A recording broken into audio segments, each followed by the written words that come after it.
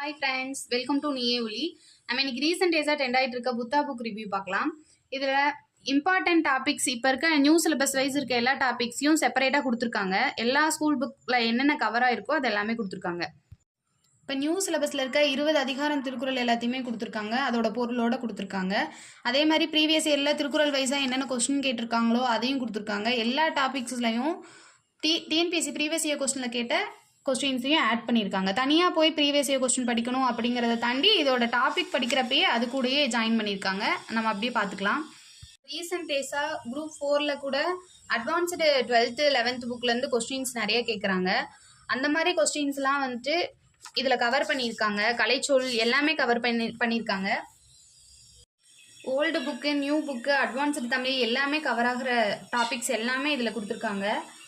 Content wise குட்டாக இருக்குது. Printing குவாலிட்டியும் நல்லா இருக்குது. ஆனால் பேஸ்டிங் குவாலிட்டி மட்டும் சரி இருக்காது. இந்த மாதிரி சீக்கிரம் பிரிஞ்சுட்டு வந்துடும். வாங்கி ஒரு 1 month ஆகுது, அதுக்குள்ளே நிறைய பேப்பர்ஸ் இப்படி பிரிஞ்சுட்டு வந்துருச்சு.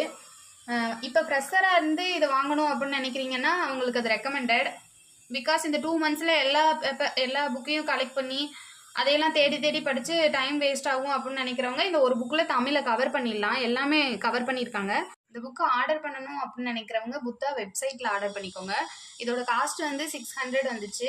500 தான் காஸ்ட்டு. கொரியர் ஃபீஸோடு சேர்த்து 600 வந்துச்சு. 4 daysல ரிசீவ் ஆயிடுச்சு.